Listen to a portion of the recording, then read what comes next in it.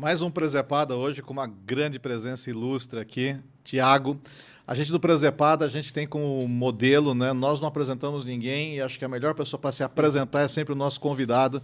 Então, para quem não te conhece ainda, eu gostaria que você se apresentasse para o nosso público. Claro, claro, Marcelo. Primeiro, é um grande prazer, muito obrigado pelo convite. Prazer é nosso. Eu acho que hoje, para mim, falar de gastronomia é um prazer, né? Falar de turismo e gastronomia é sempre um prazer. Eu que venho aí há alguns anos me dedicando a essa temática, né? Eu sou o Thiago Paes, eu tenho um canal chamado Paes pelo Mundo e venho divulgando aí viagens e gastronomia, não só a curitibana, a paranaense, a brasileira, mas por alguns lugares do mundo. Então, eu apresento hoje um programa na Travel Box Brasil, no Travel Box Brasil, um canal que é exclusivamente de viagens. E também sou colunista do Why Turismo, em parceria com o jornal Correio Brasiliense. E divulgo, como eu estava falando, né, a gastronomia por meio das experiências que eu vivo, né, as experiências gastronômicas que eu vivo, e eu acabo dando um pouco da minha contribuição, da minha opinião sobre o que eu acho desse setor que é tão plural, tem tantas identidades, fala de tanta coisa, e eu acho que o Brasil ainda tem muito o que explorar. Então, acho que a gente pode criar várias nuances por meio da gastronomia, e eu estou fazendo a minha parte. Eu agradeço muito a tua presença, sou teu fã, já assisti teu programa várias vezes, né? E eu acho que o trabalho que você e outros, né, apresentadores, geradores de conteúdo fazem com esse tipo de trabalho, ele é um trabalho muito bacana, porque ele permite que as pessoas conheçam lugares, conheçam histórias, restaurantes, hotéis, pontos turísticos, que a pessoa não teria chance muitas vezes de conhecer, né? Vão conhecer da história de outros povos, da cultura. Então, eu acho muito bacana esse trabalho que vocês fazem. Eu já aprendi muito, não só com o seu trabalho, como com outros, né? Eu sou formado em gastronomia, tenho pós-graduação em gastronomia, então, para mim, sempre esse tipo de conteúdo é um estudo, uma complementação de estudo para mim, né? E eu sempre tive uma curiosidade aí, falando com você, né? De onde nasceu essa ideia, né, de fazer esse primeiro trabalho, esse primeiro programa? Como tudo começa para o Tiago, né? Poxa, Marcelo, mas para mim começou faz um tempão, assim, sabe? Na verdade. Eu comecei falando de gastronomia. Bom, eu tinha outra formação, né? Que eu não exerço mais. Eu formei em Direito, depois fiz jornalismo, concluindo. E falava primeiro de gastronomia e depois comecei a falar de turismo. Eu tinha um blog, na época do Blogspot, onde só tinha uma fotinha e um texto embaixo. Eu tinha um blog que chamava O Melhor de Curitiba. Foi o primeiro blog de gastronomia da cidade. E eu comecei a falar sobre gastronomia de uma forma empírica, de uma forma natural. Comecei a falar dos lugares que eu já frequentava na cidade. Eu que queria conhecer os lugares novos da cidade, estava chegando aqui também, isso há 18 anos, e queria conhecer os lugares através das fotos lá que eu mostrava, e comecei a falar de gastronomia dessa forma. Mas depois deixei esse projeto um pouco de lado, de stand-by, me dediquei a outros projetos que eu tinha, e aí com o Instagram, né, que deu um grande salto na visualização das imagens, eu voltei de uma forma também pessoal e depois de 3 anos eu abri o meu Instagram e comecei a mostrar primeiro as minhas viagens, aí eu deixei a gastronomia também de lado, primeiro as minhas viagens pelo mundo, né? Então hoje eu conheço 35 países, não é muito, né? Eu sei que tem gente que conhece muito mais da área, mas tem países como Portugal, que a gente estava falando agora há pouco, que eu volto várias vezes porque eu gosto bastante. E eu comecei a mostrar a minha forma de viajar para as pessoas se identificaram bastante. E comecei a participar de grandes projetos nacionais na área do turismo, né? Então eu sou um dos criadores de conteúdo do movimento Supera Turismo, que foi um movimento que nasceu na pandemia, um movimento que teve aí por repertório mesmo, falar de Brasil, né, do turismo do Brasil, uma época que as pessoas não podiam viajar, então a gente começou a se dedicar a falar dos lugares que estavam abrindo, das pessoas que estavam precisando de trabalho, um resgate da empregabilidade no setor. Então a gente começou a falar de gastronomia, eu entrevistava chefe de cozinha, entrevistava guias de turismo, entrevistava secretários de turismo do Brasil inteiro. É um projeto que é grandioso, né? Ele participa de todas as grandes associações do turismo, inclusive a Brasel Nacional é nossa parceira nesse projeto. Então, a partir disso, meu canal ganhou uma outra visibilidade, claro, né? Eu passei de, sei lá, 60 mil seguidores para mais de 200 mil seguidores. Então, depois disso, participo também, sou criador de conteúdo de um outro projeto que chama Voar Mais. É um projeto da Fornatur, né, Fórum Nacional dos Dirigentes Estaduais de Turismo, e da ABAR, que é a Associação Brasileira das Empresas Aéreas. E o Voar Mais é um grupo de criadores de conteúdo, jornalistas, comunicadores, influenciadores, que viajam o Brasil inteiro, mostrando as belezas do Brasil e criando essa identidade de turismo nacional. Não é pretensão dizer que estamos criando, mas falando novamente, né, sobre essa identidade de turismo nacional. Então, foi aí que tudo meio que, não digo começou, mas que ganhou uma outra página, ganhou uma outra notoriedade, ganhou um outro tamanho, né? E, de certa forma, isso até me assusta muito. Hoje não mais, mas me assustava no início, porque eu falava, nossa, mas o que tanta gente está fazendo aqui, né? Tanta gente está olhando o que eu estou falando, e eu estou falando de pessoas, assim, que eu admirava muito. Eu lembro de uma vez que eu estava numa reunião. Eu que sou professor de turismo hoje também, né? Eu estava numa reunião,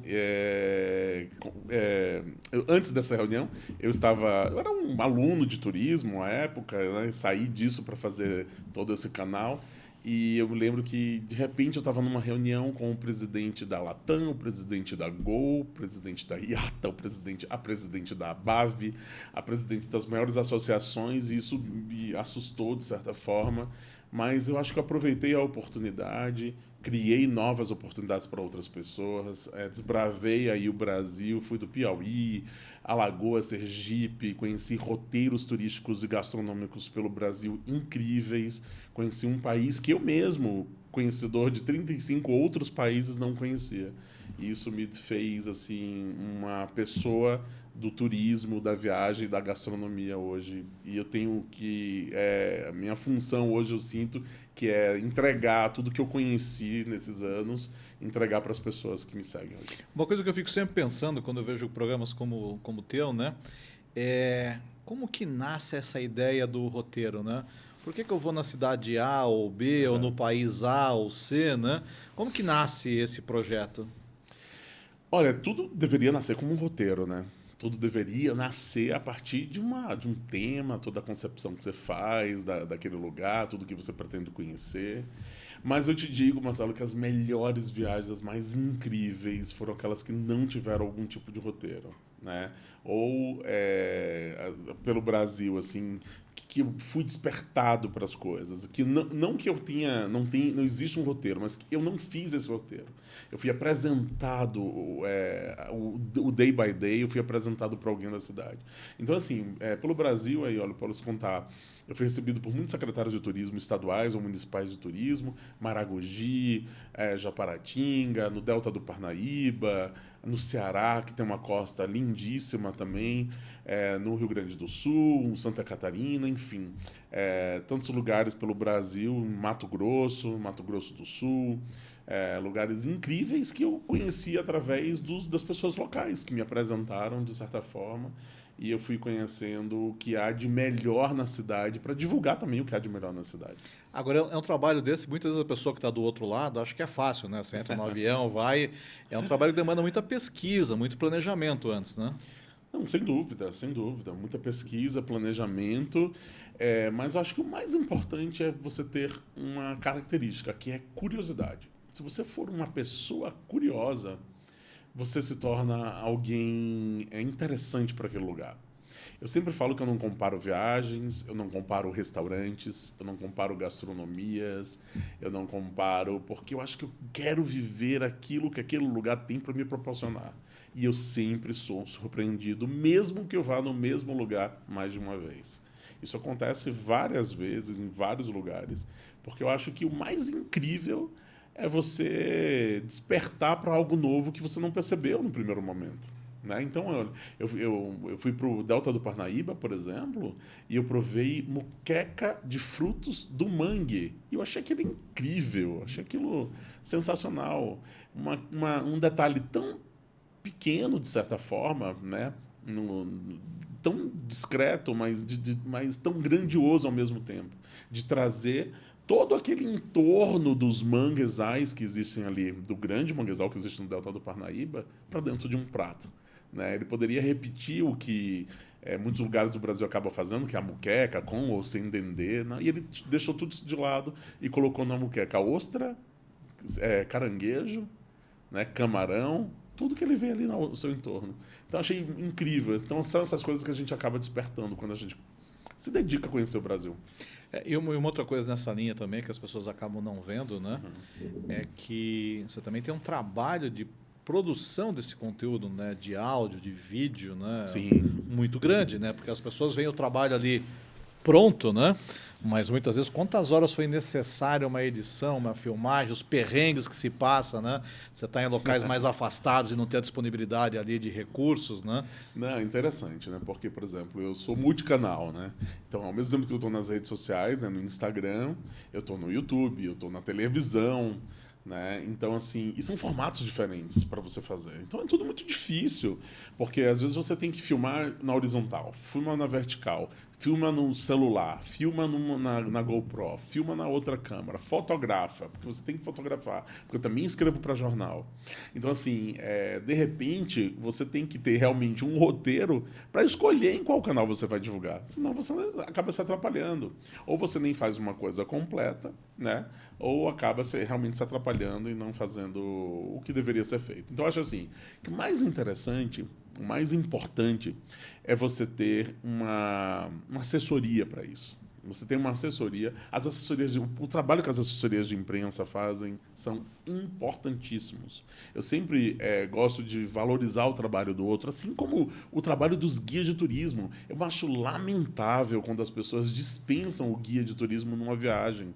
Porque o guia de turismo é ele que vai te dar o norte, ele que vai te engrandecer tua viagem de conhecimento. Ele já tem o conhecimento, ele vai adiantar teu tempo, ganhar caminho. Ele vai, sim, vai te trazer para um mundo novo naquele lugar, né? Às vezes as pessoas gostam de fazer, claro, com a facilidade da internet, as pessoas gostam de fazer tudo meio que sozinho. Dispensam o agente de viagem, dispensam o guia de turismo e viajam, vão e voltam e falam, não gostei muito daquele lugar. E o lugar é fantástico, tem várias coisas que perderam. Ou muitas vezes deixaram de ver vários pontos por desconhecimento, né? Perderam a oportunidade por desconhecimento. Deixou de ir naquele restaurante bacana, deixou de provar aquele ceviche com castanhas de caju que existe lá em Maragogi, deixou de provar a própria moqueca de frutos do mangue lá do Piauí. Por quê? Porque não se dedicou, não se permitiu a ser guiado por um guia de turismo, ou o jornalista, o comunicador acaba tendo essa oportunidade porque vai por meio das assessorias de imprensa. Então, o trabalho que o intermediário faz, a gente vive a crise do intermediário, mas o trabalho que o intermediário faz é muito importante. Sem dúvida. Né? É muito importante para engrandecer aquilo que a gente quer fazer durante uma viagem. E hoje você está produzindo, os teus conteúdos hoje estão mais focados no Brasil ou fora do Brasil? Você sabe que pós-pandemia eu me dediquei assim. Durante a pandemia, todo lugar que abria, o movimento Supera Turismo ia até esse lugar que abria para mostrar qual é a novidade, como é que... Tudo que a gente naturalizou hoje, né? O álcool gel, o plástico, isso era novidade naquele momento. Então, a gente começou, claro, viajar pelos regionais, pelo Brasil, mas eu acho que eu continuei viajando pelo Brasil, apesar de já ter feito viagens para o exterior, mas eu continuei viajando pelo Brasil porque ainda tem muita coisa para conhecer. Veja só, eu que digo aí para todo mundo que viajei o Brasil inteiro, eu não conheço praticamente nada da região norte. O que eu acho uma pena para mim mesmo, assim, porque o norte é um berço de um Brasil que ainda precisa ser muito conhecido pelo próprio brasileiro. Sim. Né? Quando a gente fala da gastronomia, como a gente estava conversando antes, né? A gastronomia do norte é um outro país.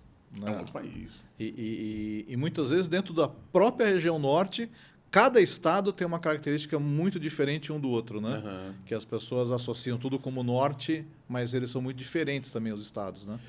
Mas você sabe que, por exemplo, eu acho que, apesar de nossas diferenças, né? Sul, norte, nordeste, sudeste, centro-oeste, nós temos uma identidade muito forte em comum, né? Nós temos insumos muito fortes em comum. A macaxeira, o aipim, né? A mandioca. Então, assim, nós temos insumos muito que falam da nossa identidade brasileira e que o Peru, por exemplo, soube vender muito bem. O Peru soube vender os seus insumos, né? Quem sabia o que era quinoa há algum tempo atrás. As variações de milhos que eles têm, né? Mais de 3 mil milhos, né? 3 mil batatas. Mas enfim, quem sabia alguns anos atrás o que era quinoa? Quem sabia alguns anos atrás o que era um ceviche? Hoje, a mesma coisa está acontecendo com outras coisas, com outras nacionalidades. A própria burrata. Quem sabia há alguns anos o que era uma burrata? Né? Então, acho que nós, brasileiros, temos insumos que poderíamos aproveitar muito mais e divulgar mais. Mas, olha só, eu acho que tem também, por outro lado, um grupo de chefes fazendo um trabalho espetacular. Né? Um grupo de chefes de cozinha fazendo um trabalho de enaltecer essa nacionalidade, esses insumos, muito importante. O que pega nisso tudo aí? Né? O que pega é que o chefe de cozinha sozinho não vai conseguir, o restaurante, o dono de restaurante sozinho também não vai conseguir investir nisso. É preciso de políticas públicas. É preciso de políticas públicas que se volte para o setor e olhe com o setor com a grandiosidade que o turismo tem, que o turismo pode trazer. Então eu sempre falo, o dinheiro da gastronomia está no turismo. Então, você tocou num ponto super importante, eu falo muito sobre isso. Como eu te falei, nós estamos com uma operação em Portugal, né? Uhum. E Portugal, em 2009, sofreu uma crise muito grande, né? E eles tomaram uma decisão, então, de investir em 3 setores, né, para sair dessa crise, que foi a tecnologia, a construção civil e o turismo, né? E para isso, então, criaram o programa 2020 inicialmente, depois 2030 agora. E Portugal, então, tem hoje um trabalho muito forte no turismo, que já mostra que deu muito resultado. Portugal vem batendo pós-Covid recordes acima de outros recordes na visitação. Recebeu mais de 30 milhões de turistas no ano passado, que já foi 20% superior ao ano anterior, né? E foi muito fruto de uma política pública, né, de olhar o turismo como uma indústria. Né? Então, para isso, é fundamental. O governo, né, ele tem hoje uma série de linhas a fundo perdido que ele investe nos empresários, investe no setor, né? E o turismo é uma indústria não poluente, é uma indústria de felicidade, né? As pessoas, quando estão viajando, seja a trabalho, a lazer, né? Na maioria das vezes estão trazendo receita para as localidades de uma forma feliz. Você não precisa construir um parque industrial para ter uma boa operação de turismo. Quando você vai para alguns países, como é o caso do Brasil, já tem tantas belezas naturais, né? Isso se torna mais fácil ainda.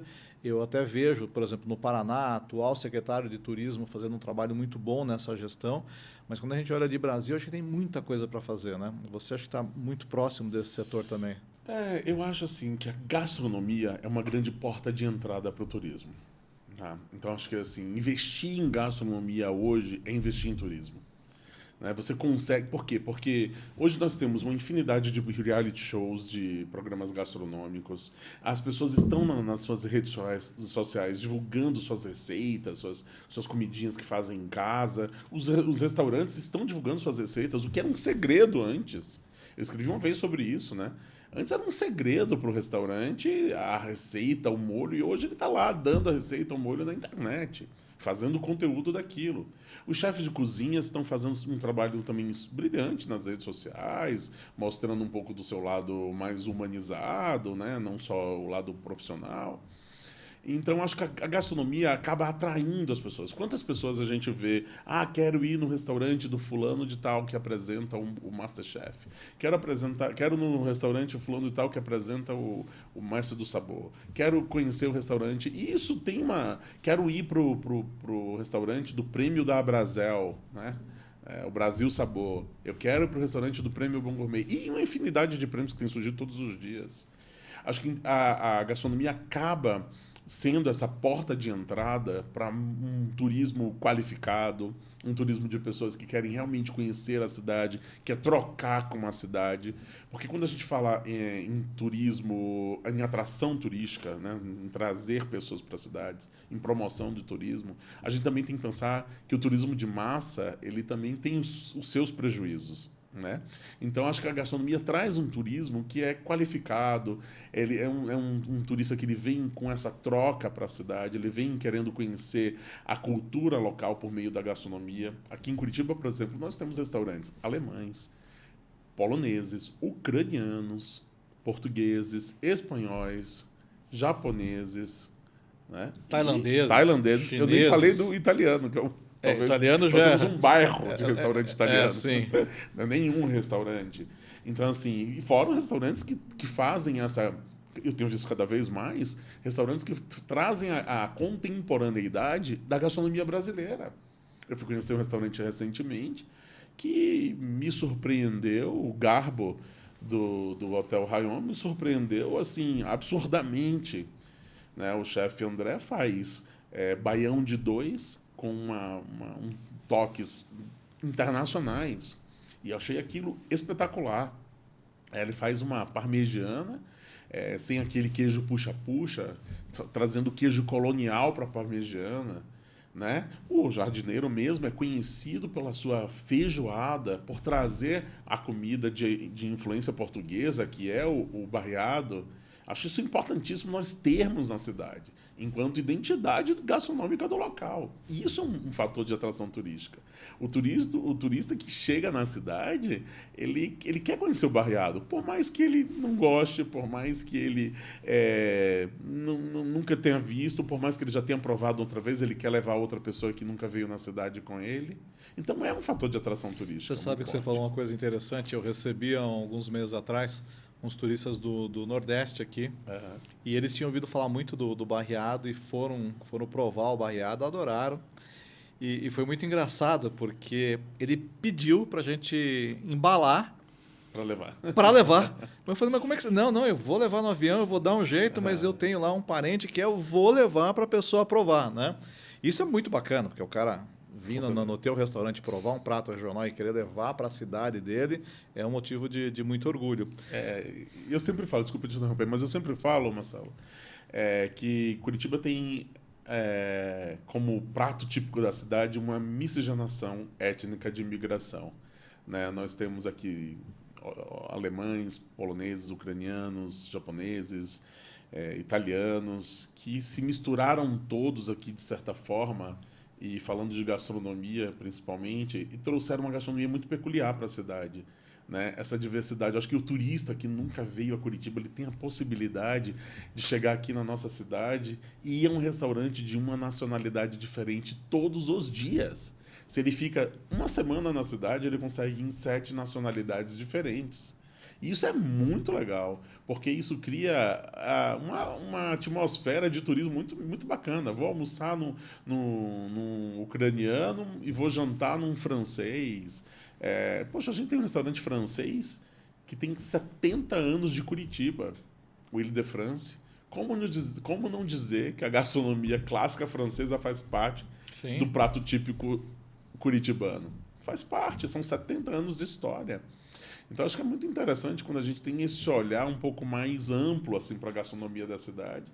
E sem falar, né, que, por exemplo, prêmios como o próprio Prêmio Michelin, que se dedicou, né, a premiar apenas restaurantes do Rio e de São Paulo, eles mostram mais uma vez que o investimento da gastronomia tem que passar também pelo turismo.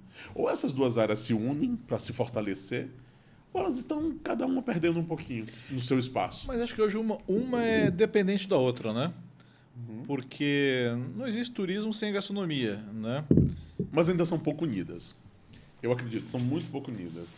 Olha só, eu acho que um grande movimento falando de política pública, né? Um grande movimento que as políticas públicas poderiam fazer enquanto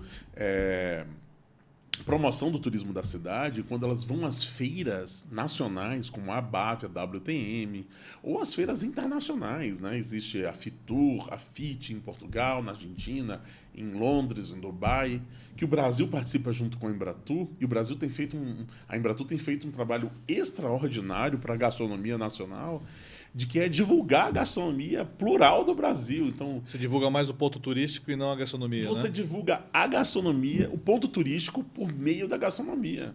Você atrai as pessoas para conhecer o brigadeiro, a coxinha. Eu estive em Londres, na WTM em Londres, e eu fiquei assim, emocionado mesmo de ver as pessoas fazendo filas para comer brigadeiro, coxinha. E eu perguntava para as pessoas, e eram pessoas que estavam comendo aquilo pela primeira vez. né?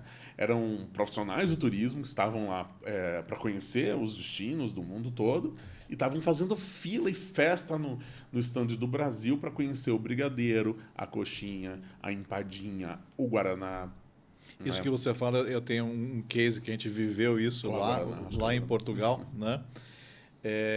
Eu conversando com o meu time lá, eu falei, cara, eu quero colocar uma Como sobremesa, chama o restaurante em Portugal? chama Mar Vivo. E eu falei, eu quero colocar uma sobremesa brasileira, quero colocar um pedaço da nossa identidade aqui, apesar do restaurante ser um restaurante Português? de comida portuguesa e mediterrânea, né? Eu queria dar algumas nuances, né, da nossa culinária. E aí coloquei uma sobremesa de brigadeiro, só que não o brigadeiro enroladinho como a gente conhece, uma taça de brigadeiro com morango, né? E eu me lembro que no primeiro... E lá eles conhecem o brigadeiro docinho, né? Redondinho. Redondinho. E eu me lembro que o meu cozinheiro, o time, falou, não, mas isso aqui, ninguém vai comer isso, né? Isso não vai sair. A sobremesa mais vendida. Olha só. As pessoas vão, É quase um brigadeiro de adoram. colher. É quase um brigadeiro de colher, né? Ele vai lá com morango, vai servir numa taça bonitinha. Não saiu mais do cardápio, desde o primeiro momento, né? Então, isso... Não que não tenha o pastel de nata do lado. Sim, mas corrobora naquilo que a gente estava falando, que a gente tem coisas muito boas e que as pessoas querem conhecer e que quando conhecem, adoram, né?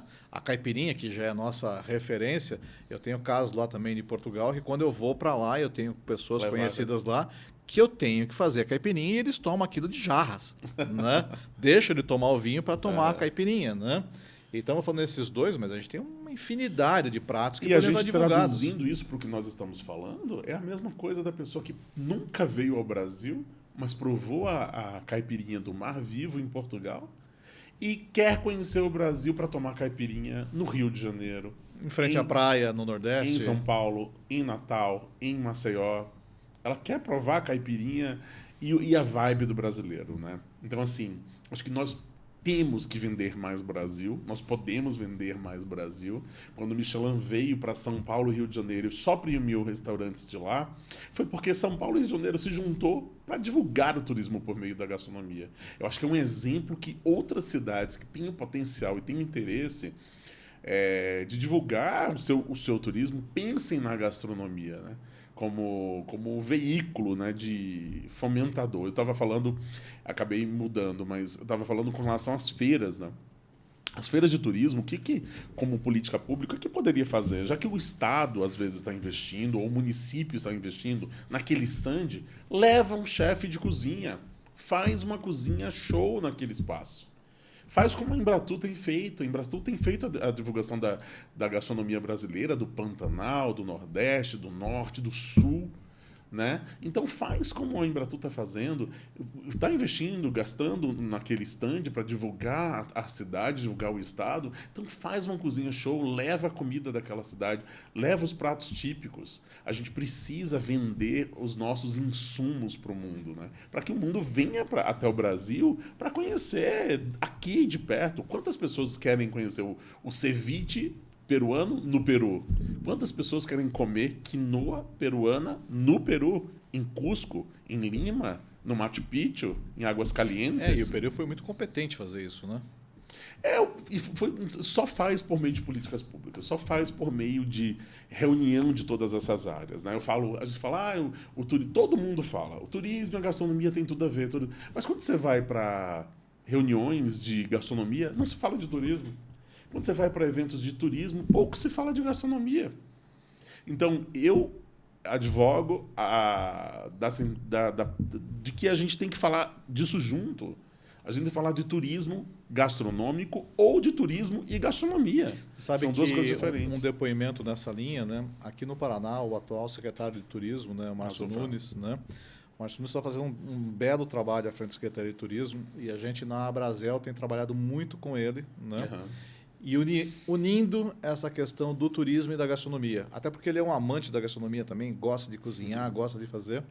E eu começo a ver, né, algumas iniciativas ainda pontuais, mas começo a ver isso melhor aqui no Paraná. Não tem essa visão ainda de Brasil, você tem essa visão melhor, mas eu vejo que no Paraná algumas ações começando a ser fomentadas nesse sentido e uma abertura pela Secretaria de Turismo em se fazer coisas nesse sentido. Eu acho que o Viagem Paraná tem feito um trabalho, tem se dedicado nos últimos anos a um trabalho interessante no turismo. A gente pode mais. né? O Paraná não leva cozinha show para nenhuma feira de turismo que participa. Curitiba também não leva, né? Então, assim, a gente pode trazer mais a gastronomia. O Márcio esteve recentemente no Prêmio Bom Gourmet, falou com todo o entusiasmo dos números, né, que o turismo no Paraná representa. São números grandes, né? A gente tem aí o nosso trem, né, que é uma das belezas, uma das atrações turísticas reconhecidas mundialmente, né? Nós temos os parques, nós temos a própria concepção de cidade inteligente como Curitiba, né? Como uma cidade inteligente, premiada como cidade inteligente, ela é uma atração turística. Então, assim, nós temos várias atrações que podemos vender para o mundo, mas a gente precisa também identificar mais essa questão da imigração, da culinária de imigração que permeia todos os restaurantes da cidade e vender isso como um atrativo turístico. Eu ainda não vi isso acontecendo. Vamos levar essa ideia lá para o Márcio, vamos encher o saco dele. Eu espero ver, porque eu acho que é um grande atrativo, né? Para que as pessoas possam viajar do litoral às fronteiras do Paraná e conhecer as diversas etnias, as diversas culturas que tem aqui, por meio da gastronomia, claro. E trazendo mais para o pessoal do Thiago, né? E você, assim, é um grande, né, entusiasta, gosta da gastronomia, gosta de comidas diferentes, cozinha, não cozinha? Como é que é o Thiago? Poxa, Marcelo, olha só, eu gosto bastante de gastronomia. Pelo meu tamanho, não posso nem mentir, né? Mas eu acho que eu tenho descoberto aí, eu tenho aumentado o meu repertório aí gastronômico, conhecendo outras coisas que eu não conhecia, outros pratos que eu não conhecia. Agora, eu tenho uma peculiaridade muito grande, assim, de que eu repito muito as coisas que eu gosto. Eu gosto muito de ir aos mesmos lugares, sou um pouco tradicionalista nisso, assim. Então, frequento os mesmos restaurantes há muitos anos, conheço novos restaurantes quando sou convidado e acabo frequentando também aquele restaurante. Eu tenho pelo meu trabalho, eu acabo sendo convidado para muitos lugares no Brasil inteiro. Então, eu tenho conhecido aí uma gastronomia muito interessante. Mas quando eu volto para casa, eu gosto dos mesmos lugares, da comida. Você sabe que a gente estava falando sobre isso hoje, né? Essa questão, e eu não sei se é uma questão muito peculiar do curitibano, você pode até me dizer isso, né? Das pessoas terem muito essa tradição de sempre nos mesmos lugares, comer as mesmas coisas, né? Você acha que isso é muito daqui? Olha, eu escrevi sobre isso e eu acho muito interessante o que você coloca, porque é o seguinte, eu acho que tem uma dificuldade muito grande do restaurante de Curitiba, aquele que serve o fine dining, né? Aquele que serve o menu degustação ou o menu completo, ele tem uma dificuldade muito grande de sobreviver só daquilo. Sim. Porque o curitibano, e não só o curitibano, mas qualquer outra cidade, qualquer outra região que não seja as grandes metrópoles como Rio e São Paulo, eles não querem sair de casa sem ter a certeza de que vão comer bem. E não querem ir no escuro. Então, as pessoas acabam caindo no comfort food, né? Aquela comida confortável, aquele risoto com mignon, a massa com mignon. Então, o restaurante ele acaba se dedicando muito a esse cardápio também. A esse cardápio plural, assim, que vai da degustação, das referências asiáticas, orientais, mas no finalzinho tem lá o seu risotinho com mignon, sua massinha com mignon, porque é uma demanda não só do curitibano, mas de todas as outras regiões. E eu acho que tem que ser isso. E a gente tem que assumir isso com toda a naturalidade. Eu quero um dia sair de casa e provar um menu em 7 etapas, e no outro dia eu quero sair de casa apenas para comer um mignon com risoto, no mesmo lugar. No mesmo lugar. Mas daí você falou uma coisa interessante, super interessante. Primeiro que isso é o que acontece mesmo. Uma vez eu estava conversando com um dono de restaurante que já está há muitos anos na cidade, falando sobre a questão dos festivais, né, de gastronomia. Ele falou, festival de gastronomia em Curitiba é risoto ou massa com mignon, ou risoto e massa com salmão, eventualmente com um camarão. Ele falou, é isso que sai, não adianta inventar. E eu me lembro que uma vez, num dia dos namorados, tinha um chefe de cozinha que ele falou, vamos fazer um cardápio asiático. Vamos fazer um pad thai, vamos fazer... E, de fato, os pratos eram deliciosos, lindos, bonitos. Colocamos à venda, né? Nada Faltava, saiu. sei lá, faltava uma semana para o Dia dos Namorados, nada saiu. Eu falei, cara, tem alguma coisa errada. Porque ano passado, essa hora, a gente já tinha overbooking, né? Falei, cara, vamos colocar uma opção, né? Risoto Uma com- massinha com o mignon. Vendeu 70 pratos, 70 reservas em 2 dias. Então, isso é muito verdadeiro. Ao mesmo tempo, a colocação que você faz, eu acho ela muito acertada, mas muitas vezes o consumidor não enxerga dessa maneira, porque o consumidor enxerga da seguinte maneira: não, peraí, se esse cara faz determinado tipo de comida, ele é bom para fazer aquilo. Ele não é bom para fazer isso também, né? Então, se você vai para uma linha, né, de que eu tenho lá uma comida mais sofisticada, e eu colocar uma comfort food junto, o cara vai falar, não, peraí, esse cara é bom nisso, ele não é bom naquilo. E eu já ouvi isso várias vezes, né? Do pessoal dizendo, nesse lugar não pode ter uma boa pizza e uma boa comida de boteco. O cara tem que ser bom ou numa coisa ou numa outra. Né? Então, às vezes, o consumidor tem certo preconceito que ele fala. Eu vejo muito isso. Pizza eu como em tal lugar. A massa com mignon eu como em outro lugar. A comida japonesa eu como neste lugar. Mas ele não pensa muitas vezes que o mesmo lugar poderia ter a mesma oferta boa no mesmo lugar. Isso vem muito dessa cultura tradicional, né? De comer aquilo naquele determinado lugar e fechou para aquilo, né? Não quero provar a pizza de nenhum outro lugar. Isso. Né? Mas eu acho que essa cultura vem mudando também. O seu colega lá que diz que só salmão e risoto e o prêmio acabou, eu acho que ele pode conhecer mais. Eu acho que mudou muita coisa, sabe? Mudou muita coisa. Eu acho que Curitiba tem restaurantes aí interessantíssimos que poderiam estar em vários lugares do mundo, né? O Duque é um desses restaurantes, o Casa é um restaurante como esse, o próprio De France são restaurantes que poderiam estar em Dubai, em Nova York e seriam super bem aceitos pela crítica, digamos assim, porque o que interessa mesmo para o dono do restaurante é que o público goste. Exatamente. É que o público goste. Né? Então, acho que, falando de crítica, né? Mas eu acho que essa coisa de você ter que ter no cardápio o mignon e muitas vezes eu vejo chefes de cozinhas falando assim, mas eu não queria colocar. E eu até escrevi uma vez sobre isso, dizendo assim, coloca tranquilo, faz parte da nossa cultura, faz parte da nossa vivência. Querer comer o risoto com mignon, querer provar novos Às vezes o chefe tem uma linha, ele fala, não quero sair da minha linha, né? E eu também, quando se fala de prêmios, eu vejo muitas vezes as pessoas achando que os bons restaurantes são aqueles cheios de técnicas, cheios de, enfim, referências principalmente orientais, né?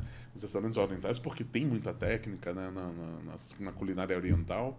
Mas acho que a culinária, falando de uma forma mais abrangente, da culinária brasileira, ela precisa se voltar às suas panelinhas, né? Ela precisa se voltar às suas comidas compartilhadas, a essa coisa que a mineiridade tem, né? A culinária mineira tem muito ainda disso, e por mais que queiram gourmetizar a culinária mineira, ela acaba voltando para a panelinha, para aquela panelinha que você divide com alguém que você está acompanhando o teu almoço, o teu jantar. Então, assim, eu acho que a gente precisa defender e se sentir bem nesse lugar dessa identidade. A gente não precisa de técnicas japonesas para ser bom. A gente precisa criar uma comida boa, que tenha identidade, que eu acho que é muito importante, tem uma identidade naquilo que você está provando, e que tenha essa naturalidade de que essa cerâmica faz parte da minha história. Essa comida ela é feita desse jeito porque a técnica aqui no Brasil é desse jeito. A Janaína Torres fala muito sobre isso, né? De que ela cozinha com panela de pressão. Qual é o problema de você cozinhar com panela de pressão? Você vê a premiação da Janaína, a premiação do Jefferson Rueda com a Casa do Porco, tendo estrela Michelin. Sim. Né? Quando que a gente se falava, alguns anos atrás, em esse tipo de comida, tá buscando esse tipo de premiação, né? Exatamente. Uma comida que é taxada. Taxada não, ela é comida simples. E eu acho que não tem o menor problema de comida simples. Uma vez eu fui para um restaurante, eu até já falei o nome dele aqui, mas eu fui para um restaurante, o título que eu saí de lá tão assim, satisfeito num sentido de ter ido para um lugar tão bom, tão interessante, que o título da minha matéria foi A Sofisticação do Simples, né? O suprassumo da sofisticação do simples. Então, assim, eu gosto muito dessa frase porque ela vai ao... Ela chega num ponto, assim, que... O suprassumo da sofisticação, ela chega num ponto, um ápice, assim, do que poderia ser, e se volta à naturalidade do simples, né? O máximo pode estar no simples. Você né? sabe que antes, né, a gente estava conversando com um outro entrevistado aqui, e a gente estava falando exatamente sobre isso. O back to base, né? De fazer coisa simples, bem feita. Né? E talvez os últimos anos, lógico que os programas de culinária... Mas, desculpa, mas as pessoas às vezes não... O público mesmo, né? Às vezes não entende, né, Marcelo? Não. Acha assim, nossa, não vou sair de casa, pagar caro para comer isso aqui que parece uma coisa que eu fiz em casa. Mas daí que vem uma questão do que é mais importante para as pessoas, e eu acho que isso em determinado momento para alguns públicos ainda está se encaixando, né? Por exemplo, eu já escutei de restaurantes, né, de colegas, amigos, falar, não, o sabor hoje, a comida, é a terceira coisa. O mais importante é o espaço, é a ambiência, é a história e depois o sabor, né? Alguns até vejo que isso acontece. Para mim, como eu sou um pouco mais purista nesse ponto, né? Eu não sei se mais purista ou mais ingênuo, mas para mim a primeira coisa é o sabor, né?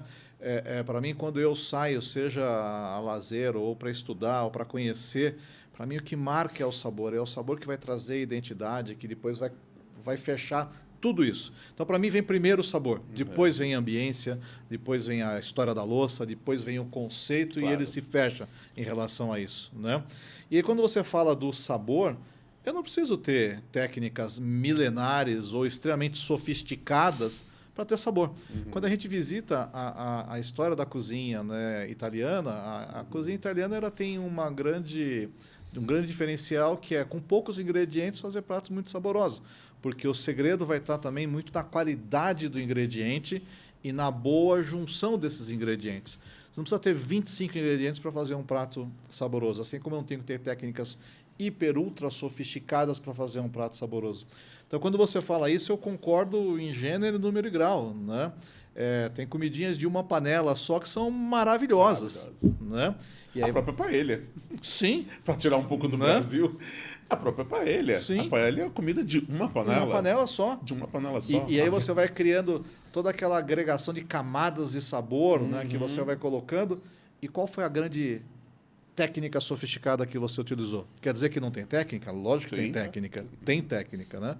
Mas... Ela só precisa ser reconhecida. E não precisa ter só atrelada à sofisticação. As técnicas brasileiras precisam ser consideradas sofisticadas, porque elas são. Se ela tem uma ancestralidade, se ela tem uma história, elas são sofisticadas. Então, a técnica do barreado é uma técnica sofisticada. Sim.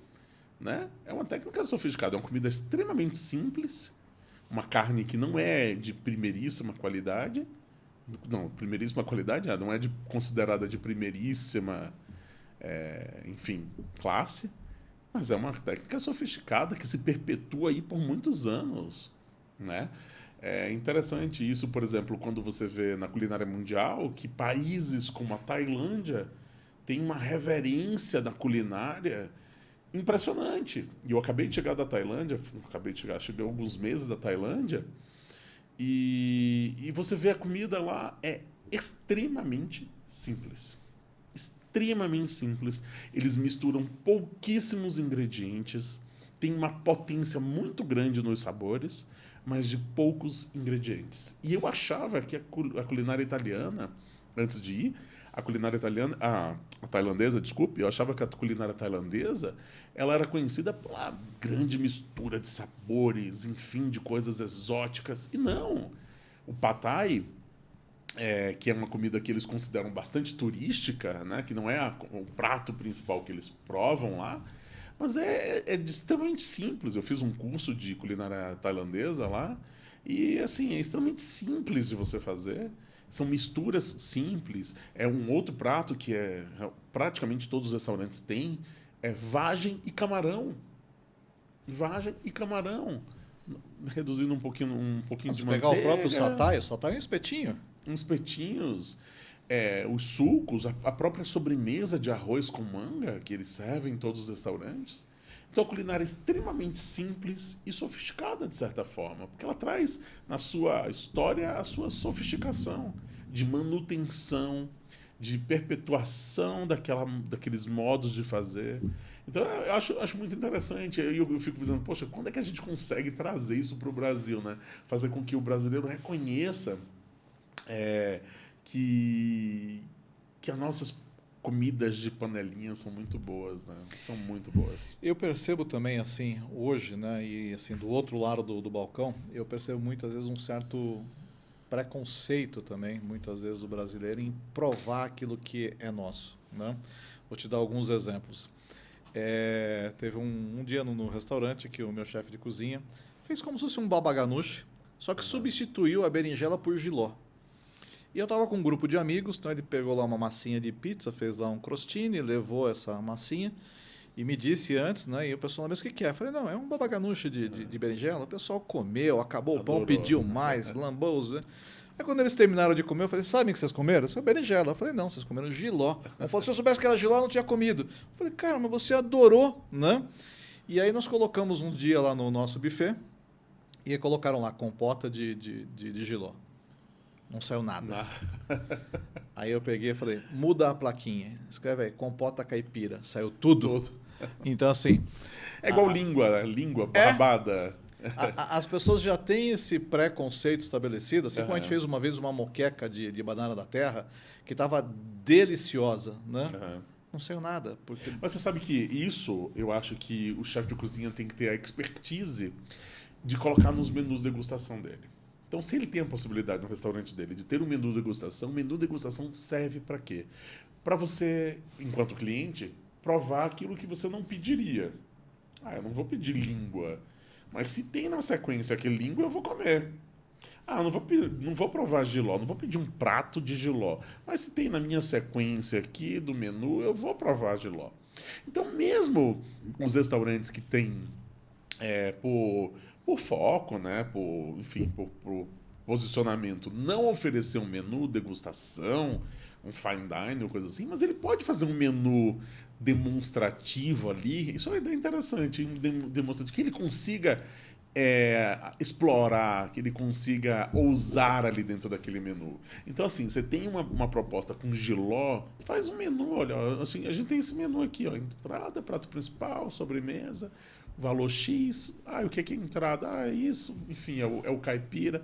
Você comeu jiló. E depois ele vai lá, o cliente vai lá no cardápio e fala, não, eu quero um prato de jiló aqui, porque eu achei maravilhoso. Porque às vezes a pessoa até provou um ingrediente que não estava feito da melhor forma possível, né? Eu tive uma experiência dessa, uma cliente nossa que frequentava lá, ela falava, eu odeio abobrinha e berinjela. Aí um belo dia, nós temos lá pizzas também, a gente fez uma pizza... E eu adoro pizza de abobrinha com berinjela. Nós fizemos uma pizza de caponata. Que delícia. Massa da pizza, né? Não tinha o molho de tomate, não ia queijo, e no lugar a gente fez uma bela caponata, então, né? com os legumes, colocamos, fazíamos no mandolim umas lascas, né? de abobrinha e berinjela, e colocava um molho pesto nessas lascas. Né? Uma pizza leve, né? sem queijo, né? Ela falou, o que é isso? Eu falei, prova. Se você não gostar, você não come. Ela comeu e ela vai lá e ela só pede essa pizza agora. E ela falou, eu aprendi a comer abobrinha e berinjela por causa de vocês. Porque ela tinha comido antes de uma maneira, de um preparo que ela não gostou, e ela colocou na cabeça, eu não gosto de abobrinha, não gosto de berinjela. Então, o que eu acho assim, as pessoas têm que pelo menos se dar, né, a oportunidade de provar as coisas. Mas é difícil, Marcelo. É difícil. Eu acho que está mais na expertise do restauranteiro, do chefe de cozinha, de trazer como um amuse-bouche, aquele prato que ele quer usar. Porque assim, você há de convir o seguinte, nós somos da gastronomia e comemos mais fora de casa muitas vezes que dentro de casa. Mas o cliente comum, às vezes ele está saindo no sábado para jantar com a sua família. Ele não quer errar. Ele quer na bola certa. É por isso que o risoto com mignon funciona tão bem. Sim. Ele não quer errar. Outra coisa, muitas vezes ele está pagando caro. Às vezes, se é uma família e ele é o arrimo de família, ele está pagando por todo mundo ali, por 4, 5, 6 pessoas, né, no jantar em família maior.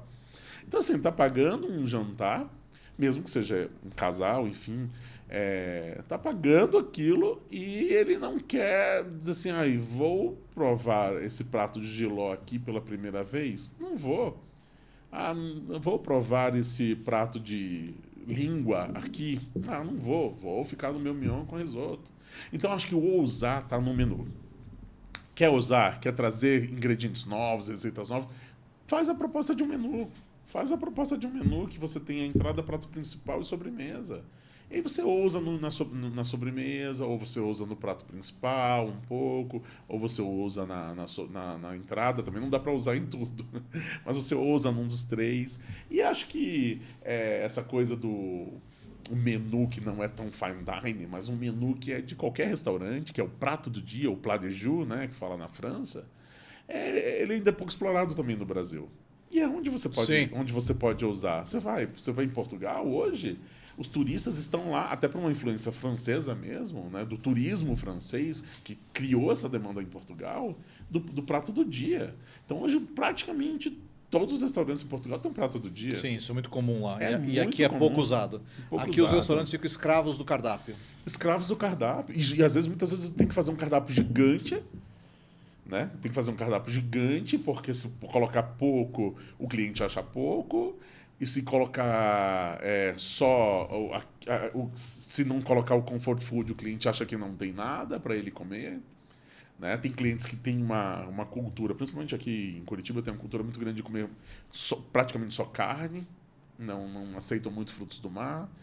Né? Então, assim, aí o chefe às vezes quer trazer uma técnica oriental, alguma coisa e colocar ali, acaba não funcionando. Você acabou de falar do pad thai, né, que não funcionou dentro do restaurante.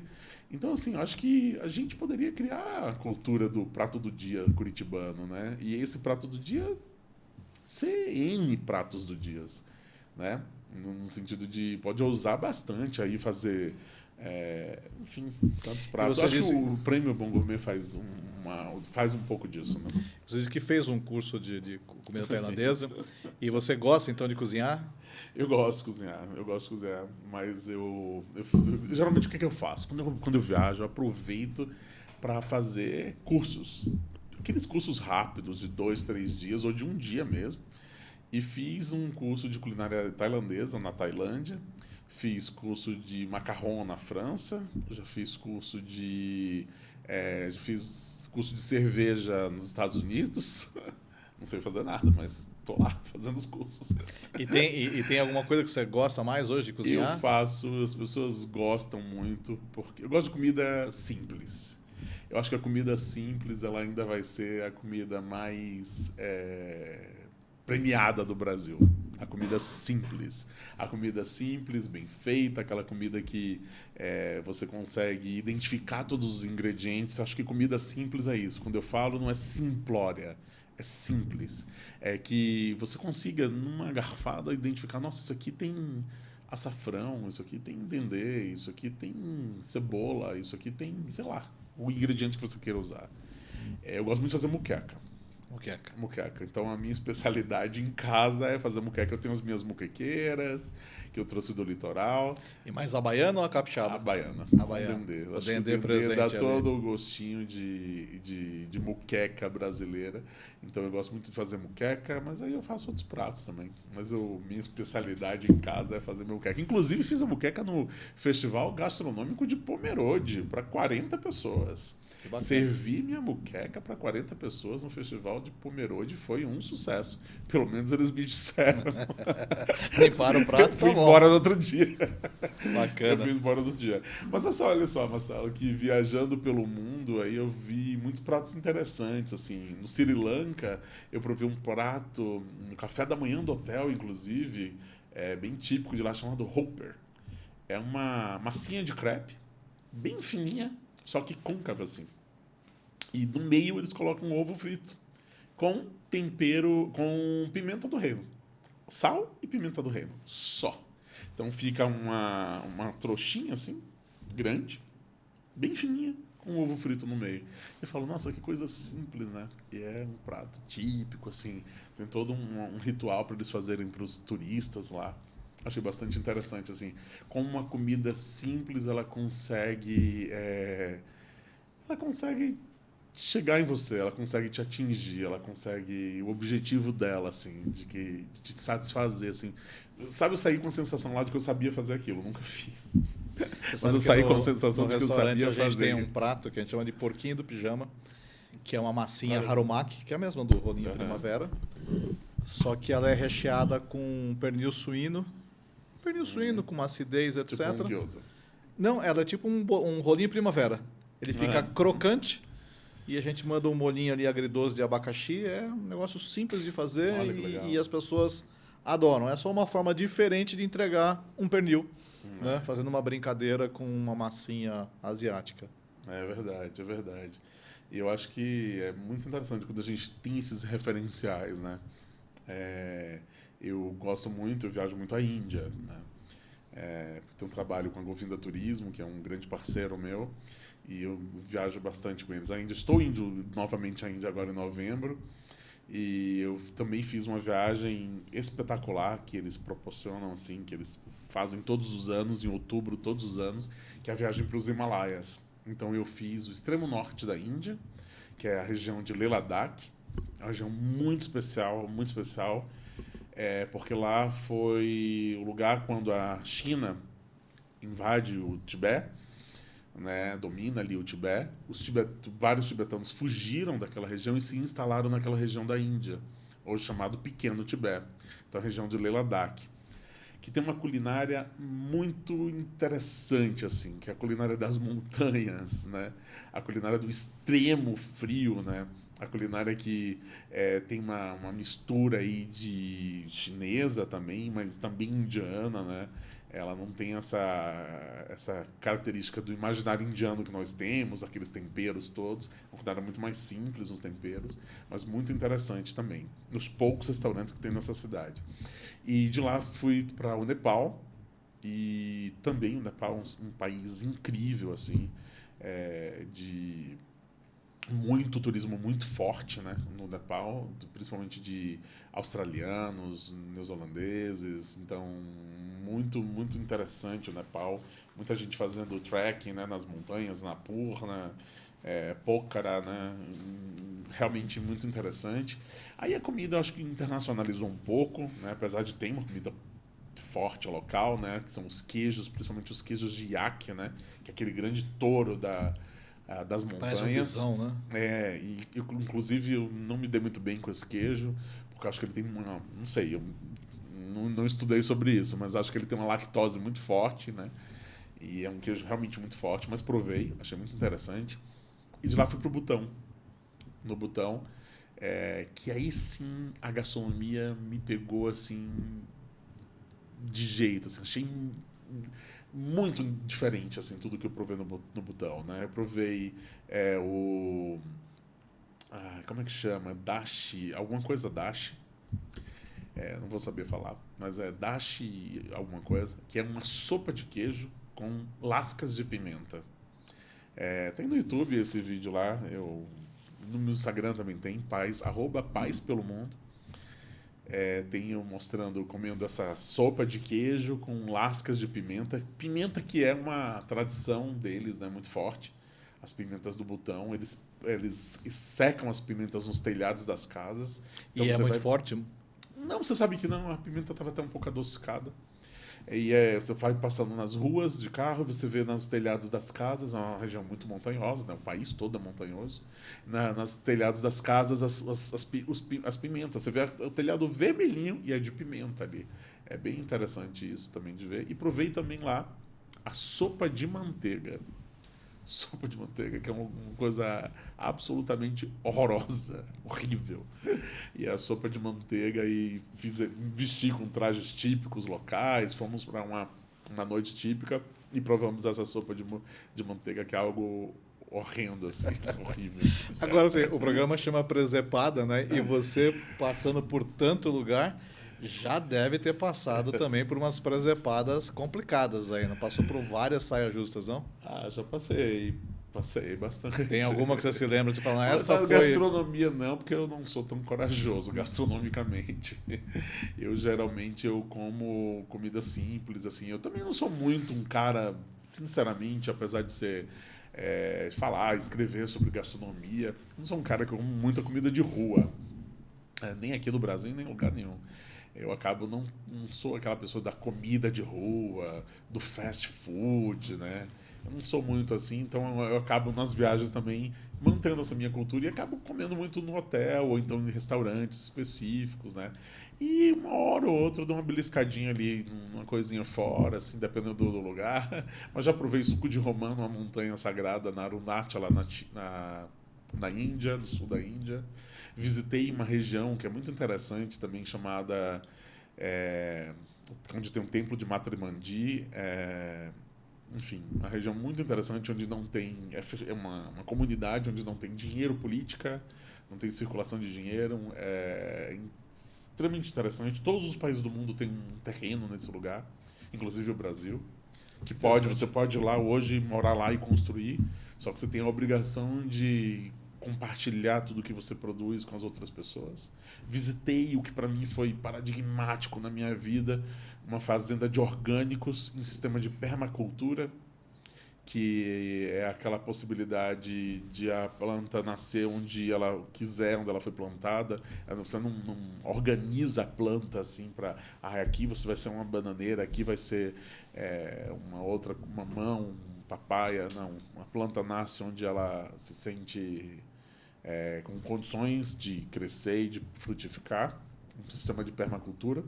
Não sei se é bem dessa forma, grosseiramente falando, mas achei muito interessante, porque nós colhemos as flores medicinais, as frutas, fizemos o nosso próprio almoço com Krishna lá, que é o que toma conta dessa fazenda, um inglês que toma conta dessa fazenda. Então, assim, eu tive algumas experiências interessantes no mundo e acabo desbravando um mundo considerado exótico, né? Mas o que é exótico pra gente não é exótico para eles, né? Às vezes eu estava uma vez em Londres, eu estava na WTM em Londres com o chefe Paulo Machado, que tem um trabalho extraordinário no Mato Grosso do Sul. E eu estava entrevistando ele falando, chefe, mas o que você apresentou hoje aqui, né, na feira, junto com a Embratur, foi uma comida exótica. Ele, peraí, você é do Brasil falando que a comida do Mato Grosso do Sul é exótica? Não, o que é exótico para você? E aí isso mudou um pouco a minha mentalidade de considerar e relativizar o que é exótico, né? Então, assim, acho que a gente precisa respeitar a culinária, a cultura culinária do outro, assim, né? E entender que, às vezes, a palavra exótico pode soar um pouco pejorativa, não sei. São culturas diferentes, não tem certo e errado. Mas, por exemplo, falando só de turismo, eu já tive experiências interessantíssimas nas Maldivas, por exemplo, né? Onde eu cheguei super afobado, né? Assim, super encantado com aquele lugar lindíssimo das Maldivas e tomei banho desci da escadinha do meu quarto, dentro do mar, naquelas palafitas de madeira. Tomei banho lá nas Maldivas. Quando eu saí, fui caminhar assim, tinha um grupo de pessoas, amigos, assim, que estavam olhando para o mar, assim. Eu falei, vocês estão olhando o quê? A gente está olhando os tubarõezinhos. Falei, que tubarão? Tava tomando banho aqui agora. Como é que pode ser tubarão? Não é possível. Aí falaram assim, uma amiga minha falou, Thiago, mas são filhotes. Eu falei assim, não tem pai nem mãe, não, esse tubarão. Se for procurando o Nemo, que o pai está procurando até hoje. Uma hora ele vai chegar, né? Uma hora o pai chega para buscar as crianças. E não tomei mais banho em Maldivas, fiquei bem quietinho no meu quarto. Muito bacana.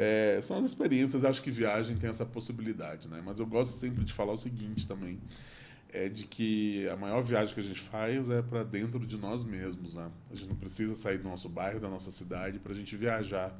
A gente pode viajar lendo um livro, a gente pode viajar trocando uma ideia com uma pessoa. Quantas pessoas extraordinárias eu conheci no mundo que não saíram daquela cidadezinha do interior de Alagoas, né? Do interior, na beira do Rio São Francisco, conheci a cidade de Entremontes, que faz rendas para o mundo todo e pessoas que nunca saíram dali. Então, para mim era uma viagem interessante, mas eles estão viajando o mundo também com as suas histórias, com a sua visão de mundo, com os seus conhecimentos. Eu acho que quando a gente fala, claro, o deslocamento, ele faz parte do turismo, né? Mas a gente pode viajar de muitas formas, eu acho. Mas hoje, aquilo que eu falei no início do programa, um trabalho como o seu faz com que muitas pessoas possam viajar para lugares que eles não tiveram ou não teriam a chance de conhecer. Então é muito bacana também.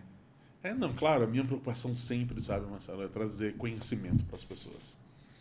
Eu acho que o grande motivo de viver é você querer conhecer.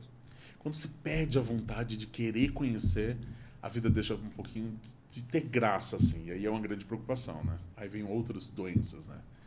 Mentais, E vai para a zona de conforto, né? Não, enfim, mas você vai... A vida perde graça, né? Quando você não quer conhecer, assim. Então, o grande barato da vida é você querer conhecer. É você ter um pouco de curiosidade sobre o mundo, é você ter a disponibilidade de entender que o outro é diferente de você. Né, de que o outro vai te apresentar outras coisas, um outro ponto de vista, vai te apresentar uma outra história. Mas isso é maturidade também. Né? Também, né? Tô ficando velho. Não, mas acho que eu sempre tive essa coisa de querer conhecer, e isso é muito interessante porque é muito difícil isso quando você fala de rede social, por exemplo. Na rede social, tudo tem pouco tempo para tudo. Você tem 15 segundos de história, acho que hoje é mais, né? Desculpe. Mas pouquíssimos segundos de histórias, 1 minuto e meio de rios, aquela foto que já não engaja mais. É o imediatismo, né? É o imediatismo muito grande, uma fugacidade, uma superficialidade muito grande das coisas. E durante muito tempo, no início desse processo todo na internet, eu entrei de cabeça. Então eu fazia coisas absurdas e ridículas, muitas vezes, imitando outras pessoas que davam certo. Então, se aquela pessoa lá do México, tem um influenciador do México que é muito grande, e era uma das minhas referências na época, porque no Brasil praticamente não existiam influenciadores, eu tinha ele como referência e falava assim, nossa, eu cheguei no Machu Picchu uma vez, e eu falei, bem-vindos ao Machu Picchu, falando de um jeito que não era o meu.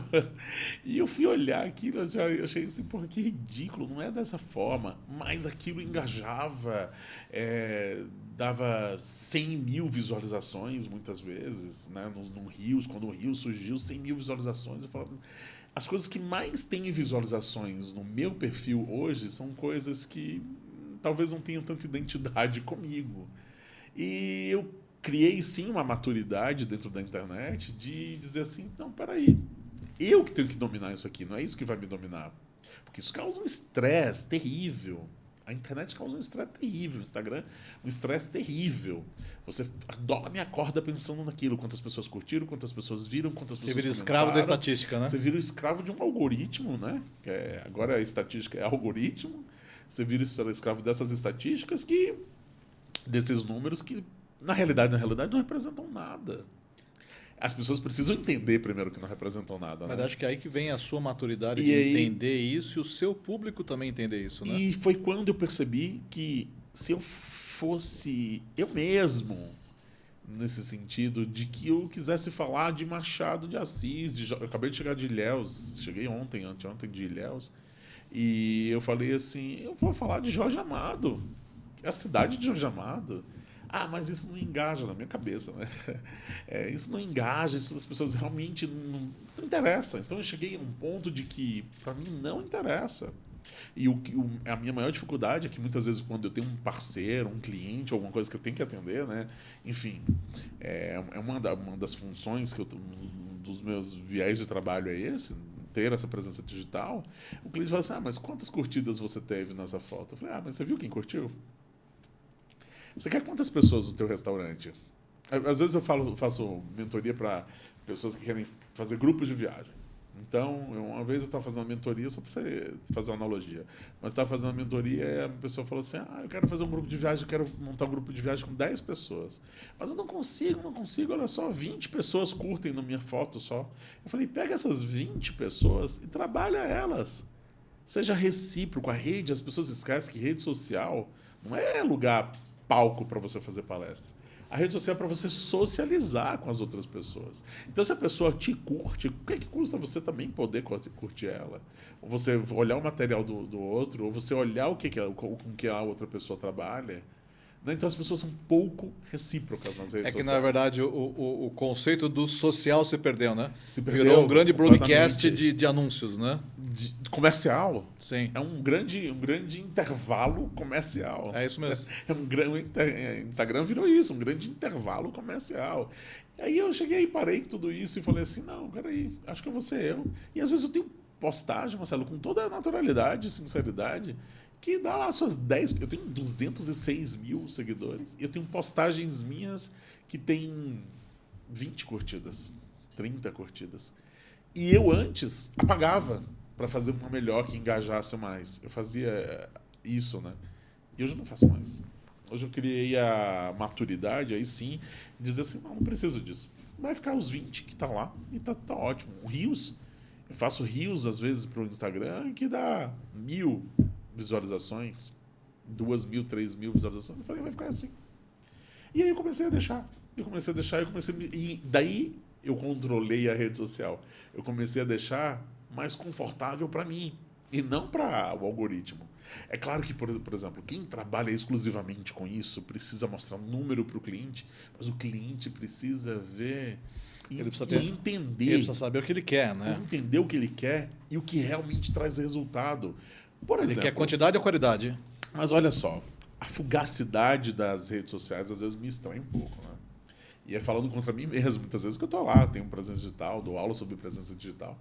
Mas a fugacidade das redes sociais, quando você passa o dedinho assim e fica fazendo curte, passa. Às vezes você curte, ó. O movimento é esse, você curte, você não sabe o que está curtindo. Vai no automático. Vai no automático. É um amigo teu, você curte. Eu faço isso com meus amigos. Eu não passa no meu Instagram, não passa um amigo meu que eu não curta. Às vezes eu posso não ler tudo que ele colocou, posso não ouvir tudo que ele está falando, mas eu curto. É o trabalho dele, ele está querendo mostrar alguma coisa. Se eu tiver outra oportunidade, outro momento, se eu não ouvi ou não li, eu vou lá e leio e encaixo. E isso mostra também que a gente está lá de uma forma muito superficial. Sim. A quantidade de informação é muito grande. Agora, quando você quer viajar, sei lá, quero conhecer o restaurantes do Porto, em Portugal. Aí vai lá, Matosinhos, Vila Nova de Gaia, né? Enfim. Você vai para onde? Você vai para os buscadores. O único buscador. Você vai para o Google, né? Você vai para o Google. Aí cai lá na matéria de jornal. Cai lá num blog de alguém. Rarissimamente cai numa rede social. É verdade. Rarissimamente vai cair numa rede social. Vai cair numa matéria de jornal, vai cair num blog de alguém, vai cair num vídeo que alguém fez. Até porque são empresas concorrentes, né?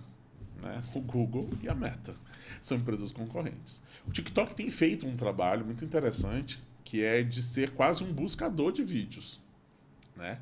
Isso é uma novidade, uma coisa que eu não exploro, inclusive, mas o TikTok tem sido quase que um buscador de vídeo, que é muito interessante também. Mas também, sabe, quando eu faço meu kit mídia, e eu ensino os alunos a fazer o kit mídia, que eu acho que é o primeiro passo para profissionalizar o teu trabalho. Eu profissionalizei minhas atividades na internet desde 2015, né? Com CNPJ, com tudo, desde 2015 eu tenho.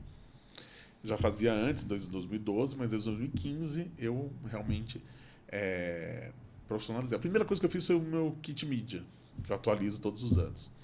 Mas a primeira coisa que eu fiz foi o meu kit mídia. E lá, e todos os anos ele vem atualizando, e nos últimos anos eu me senti muito à vontade para falar assim, olha, o meu foco são pessoas 35 anos mais, eu não faço mochilão, adoraria, né? Mas quando tinha idade para fazer mochilão, não tinha dinheiro.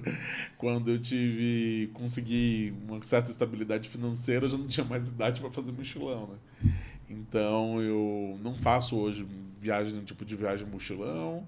Então, assim, eu coloco no meu kit mídia um perfil que eu me sinta muito confortável. Então, quem, de certa forma, quer, sei lá, me contratar para alguma coisa, ou uma publicidade, ou uma parceria, ou, enfim, ou me ter como comunicador, ou que eu escreva alguma coisa sobre o seu estabelecimento, seu restaurante, enfim, tudo que eu faço, é dentro daquele perfil.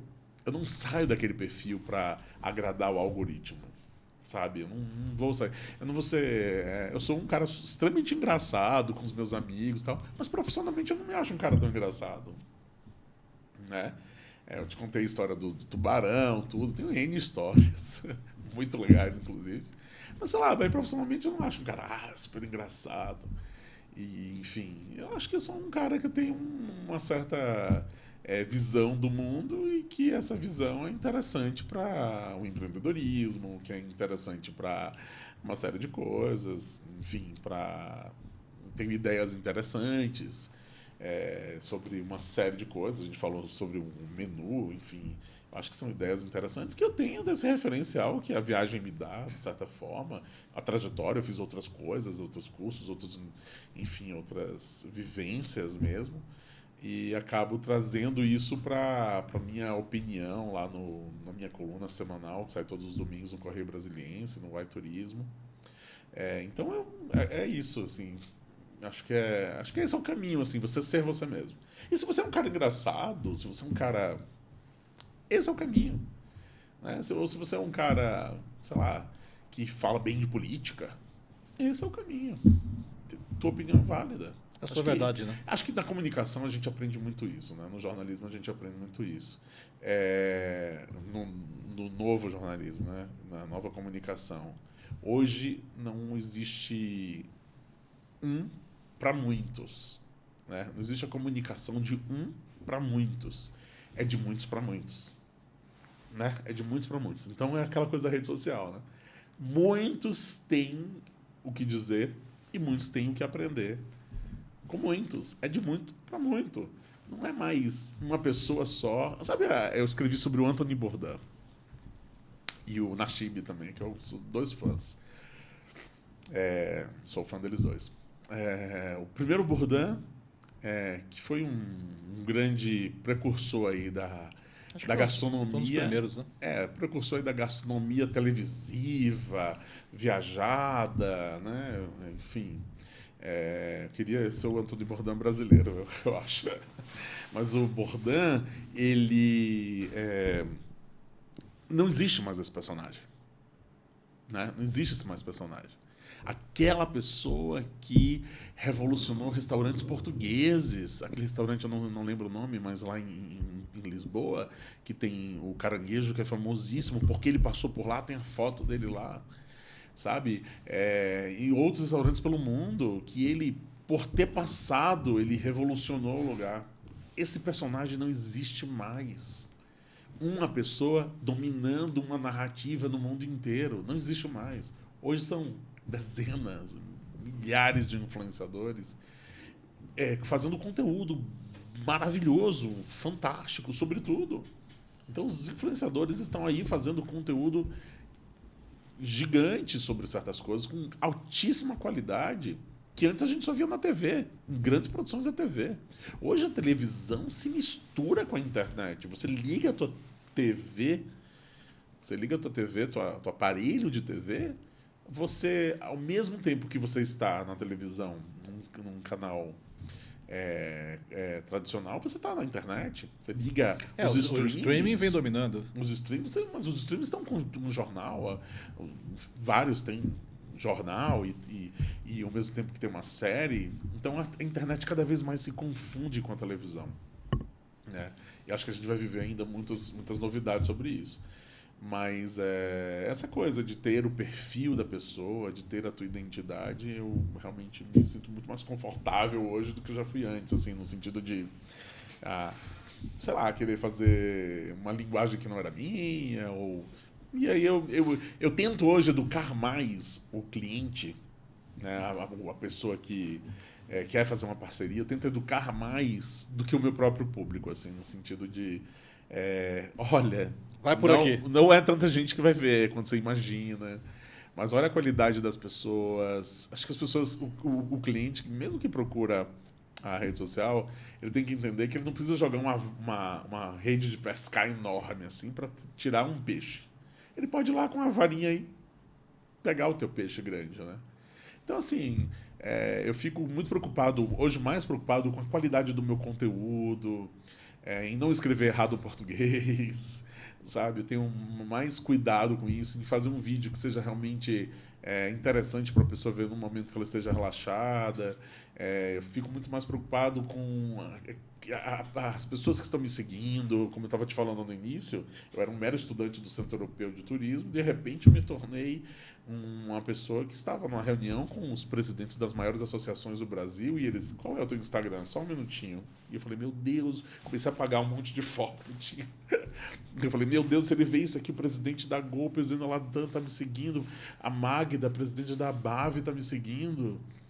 Mas nada vem de graça, né? Não, então, mas assim, eu não poderia chegar lá e, sei lá, e falar bobagem e ser, sei lá, fútil de certa forma ou superficial de alguma coisa. Então tinha que ter um certo conteúdo e assim, eu vim preservando essa minha postura de vamos mostrar conteúdo, né, para as pessoas, vamos trazer algo interessante. Hoje eu tenho partido muito mais nos portais que eu escrevo na Why Turismo, no Correio Brasileiro. E você vem conseguindo. O teu trabalho está muito bom, né?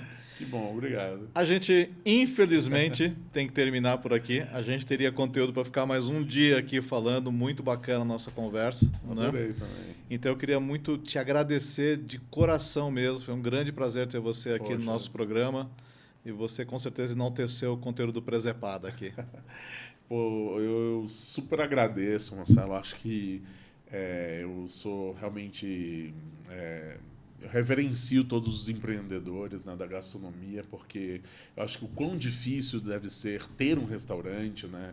É uma operação muito complexa, é uma operação que ela tem crítica por todos os lados, e eu me sinto naquela obrigação, mas naquele prazer também, de tirar o que é de melhor dos restaurantes que eu frequento, mostrar a personalidade do chefe de cozinha, mostrar o toque do restauranteiro, né, do dono do restaurante, que muitas vezes está lá naquela batalha de trazer um prazer dele, de mostrar aquela culinária francesa, ou de trazer o barreado para a cidade, ou de mostrar um pouco da sua história de família e etc.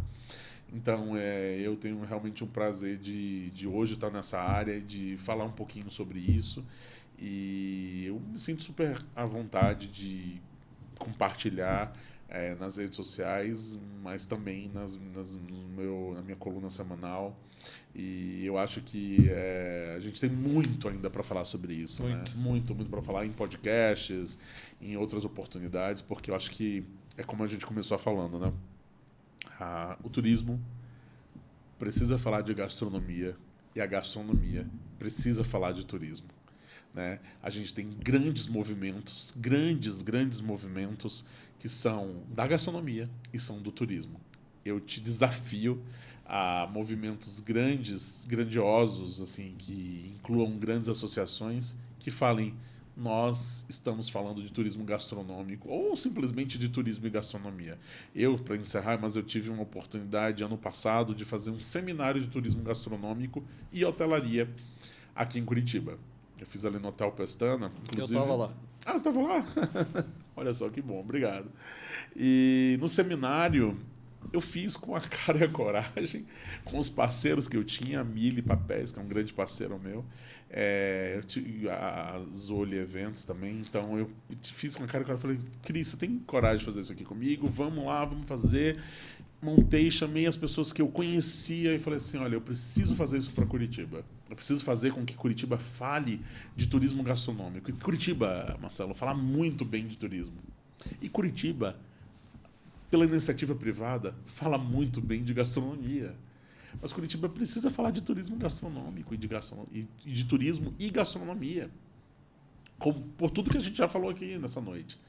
Né? Então eu acho que foi uma grande oportunidade de trazer essa temática para a cidade, de envolver as pessoas mais interessantes que eu conhecia naquele momento, e eu estou sempre disposto a a levar o nome da cidade, a levar o nome do Brasil, inclusive, quando a gente sai do Brasil, a gente tem a oportunidade de levar o nome do Brasil, né? As pessoas querem dizer assim, mas onde fica Curitiba? O que Curitiba tem? Apesar de que muitas vezes a gente é surpreendido. Eu estava numa reunião da prefeitura aqui de Curitiba e na reunião era para chancelar, ou enfim, não sei se é bem essa palavra, mas para assinar a parceria de Curitiba como cidade irmã de Miami. Curitiba, cidade irmã de Miami. Aí estava lá nosso prefeito, nosso querido prefeito Greca, era por vídeo, com senadores americanos, com prefeito de Miami, com cientistas, um grupo muito respeitado de profissionais americanos. E eles falaram assim, nossa, sabe onde eu conheci, prefeito, Curitiba? Eu conheci Curitiba na Universidade de Miami. Conheci na Universidade de Miami, porque aqui a gente estuda Curitiba. Então a gente às vezes se surpreende, né? A gente estuda o transporte urbano de Curitiba, a gente estuda isso de Curitiba.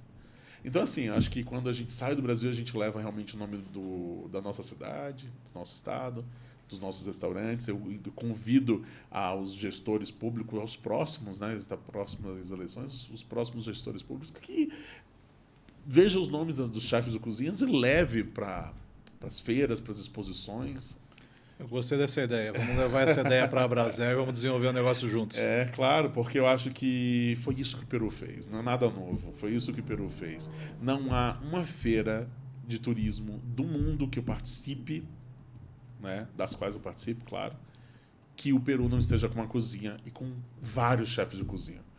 Claro, eu já falei hoje aqui, mas a Embratu tem feito isso. Mas é preciso força, é preciso que os estados também façam nas suas oportunidades, é preciso que as cidades também façam nas suas oportunidades. É claro que nem todo mundo precisa, mas a minha cidade não tem uma força tão grande gastronômica. Não, tudo bem, estou falando para aquelas que têm, estou falando para Curitiba. Curitiba pode estar aí, pode ter um guia Michelin de Curitiba ou do Paraná, né? E os prêmios, Marcelo, eles são muitas vezes... eu não vou falar injustos, mas eu digo que os prêmios eles são muitas vezes parte de uma realidade, né? A premiação e às vezes momentânea. Exatamente, mas tudo bem. Mas enquanto momentâneo, tudo bem, mas ela é parte de uma realidade. Nós tivemos aí recentemente uma premiação que premiou os 100 melhores restaurantes do Brasil. E também os 50 melhores hotéis, eu acho que os 50 ou 100 melhores hotéis do Brasil. Nem restaurante, nem hotel foi nenhum de Santa Catarina. Nenhum.